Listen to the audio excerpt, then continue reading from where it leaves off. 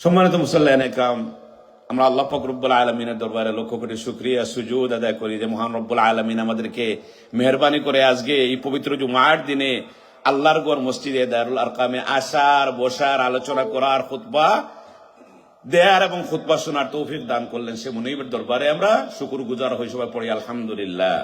তার সাথে আমরা দুরুদ ও সালাম জানাই জনাব মুহাম্মদুর রাসূলুল্লাহ সাল্লাল্লাহু আলাইহি সাল্লাম সহ তার পরিবার এবং তার অগণিত সাহাবা একরাম এবং যত মুমিন মুসলমান এর কিয়ামত পর্যন্ত আসবেন সবার প্রতি আমাদের শান্তি, সালাম এবং দুরুদ আমরা বর্ষণ করতেছি, আমরা জানাইতেছি ইনশাআল্লাহ।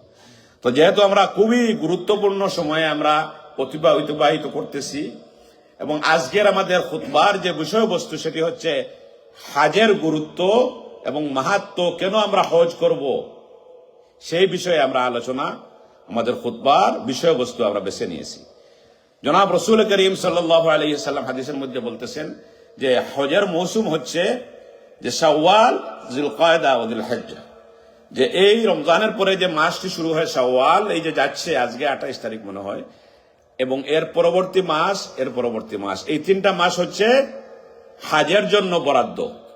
এরপরে যদি আপনি হজে যান তাহলে কিন্তু এটা হজ হবে না। আল্লাহর ঘর আপনি ভিজিট করেন যতবার মনে হয়, মদিনা যতবার মনে হয় ভিজিট করেন, সেটা উমরা হবে, কিন্তু হজ হবে না। হজ হচ্ছে আল্লাহ সুবহানাহু ওয়া তাআলা বলতেছেন ওয়াজকুরুল্লাহ ফি আইয়ামিম মা'দুদাত, যে আল্লাহ পাক রব্বুল আলামিন নির্দিষ্ট করে দিয়েছেন কিছু দিন, সেই দিনগুলোর মধ্যে হজ। আপনি সারা বছর যদি আরাফাতে যান তাহলে কিন্তু এই আরাফার দিনের হজের সময় যে সওয়াব সেটা লাভ করতে পারবেন না। আপনি সারা বৎসর যদি আপনি মুজদলিফাতে যান, আপনি সারা বৎসর যদি মিনায় তাবু বানিয়ে থাকেন, তাহলে এই সওয়াবটা লাভ করবেন না, যে সওয়াবটা হজের যে 5 দিন, মূলত হজের কাজ হচ্ছে 5 দিন।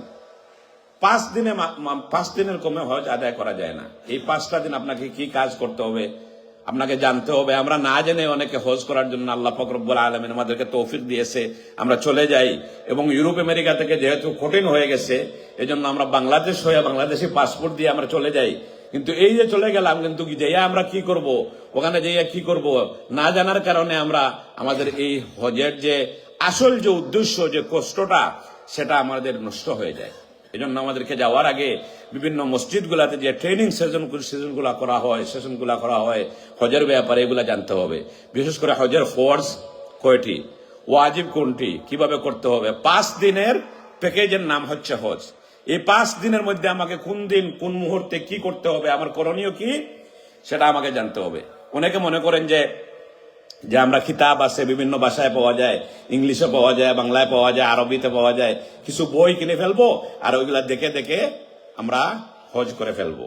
আসলে কিন্তু বাস্তব কিন্তু অনেক কঠিন, যেভাবে মনে করতেছেন সেভাবে না। যারা উলামা হযরতরা রয়েছেন তারা জানবেন যে আমাদের বিশেষ করে উপমহাদেশে মুআল্লিমুল হুজ্জাত নামে একটি কিতাব রয়েছে উর্দু, যে হজের মুআল্লিমুল হুজ্জাত মানে হজের শিক্ষক।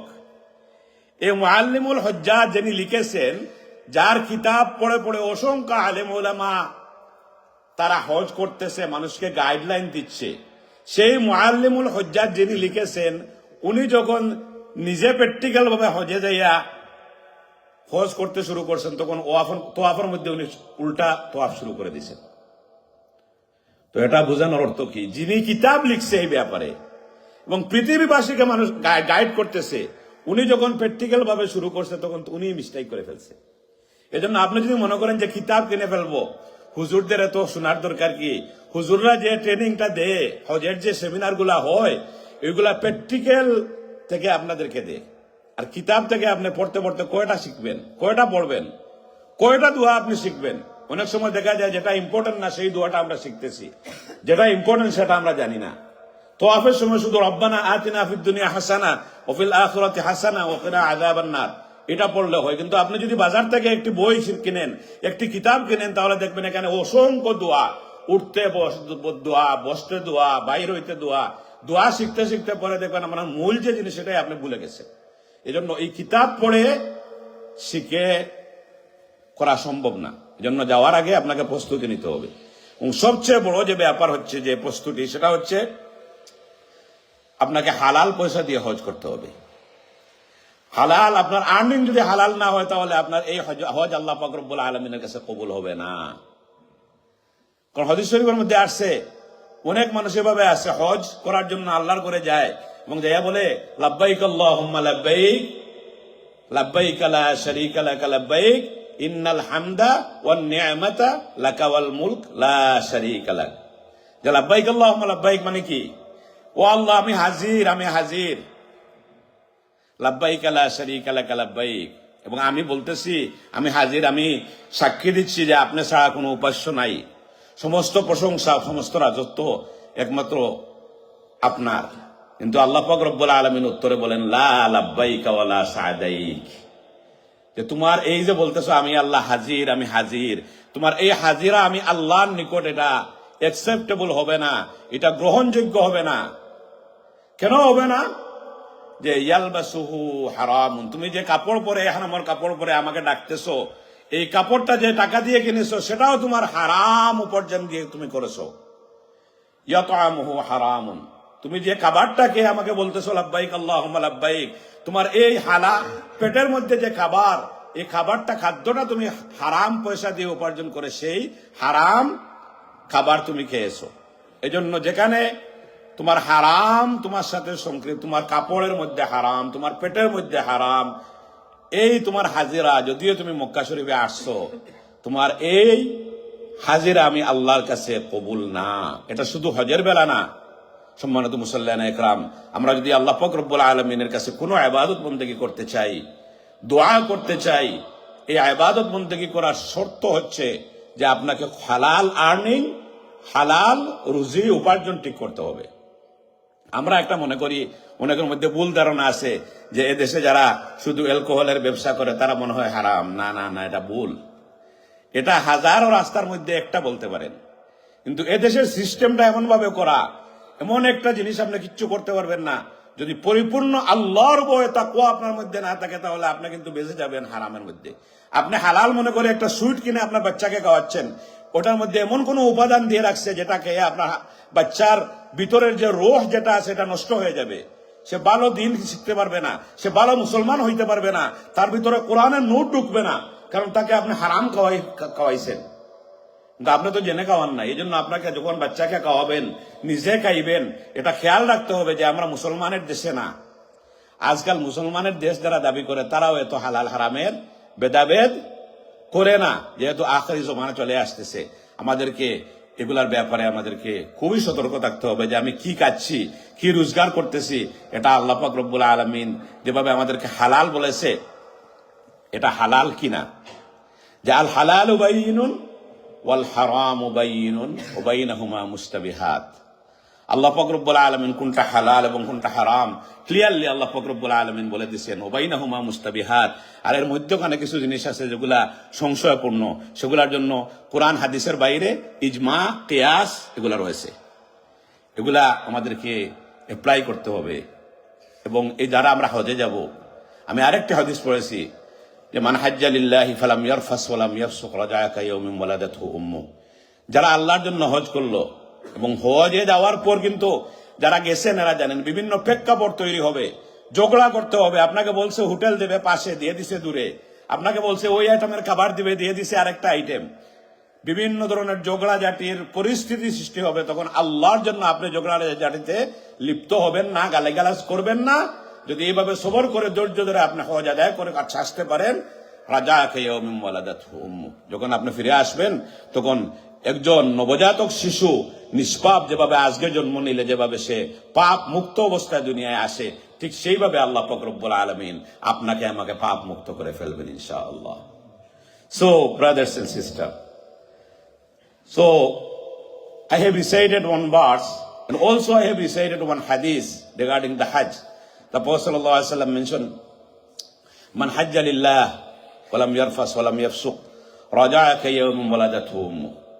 If anyone perform the Hajj for the sake of Allah and during the Hajj time he or she didn't commit any sin or any fight or any fitna, he or she refrain all kind of forbidden thing for the sake of Allah, then when he or she will return, they will become innocent like a newborn baby. رَجَعَ كَيَوْمٍ وَلَدَتْهُ أُمُّهُ. And also I have discussed regarding a lot of people, they went in Mecca during the Hajj season, and there everyone should recite the talbiyah, which is labbaik Allahumma labbaik, labbaik la sharika laka labbaik, innal hamda wa ni'mata laka wal mulk la sharika lak. Oh Allah, I am present. Oh Allah, I am present. Labbaik la sharika laka labbaik. Oh Allah, I am present. And I am giving witness that there is none worthy of worship except you. But Allah subhanahu wa ta'ala replies, for some people, la labbaika wa la sa'daik. Your presentation is not will be accepted. Why? Because yalbasuhu haramun. The cloth, the pieces of the ihram you purchase, which is your earning was haram. Yat'amuhu haramun. And you took the food, which is your earning, that food was the way you have earned, that wasn't halal. So one of the very important condition for the believer to accepting your good deed by Allah subhanahu wa ta'ala, your earning should be halal. Not only for you. When you feeding your family, your kids, you have to be careful about it. But if you feed them halal, then the light of Quran, the light of Islam, the light of the taqwa, Allah subhanahu wa ta'ala will erase from them.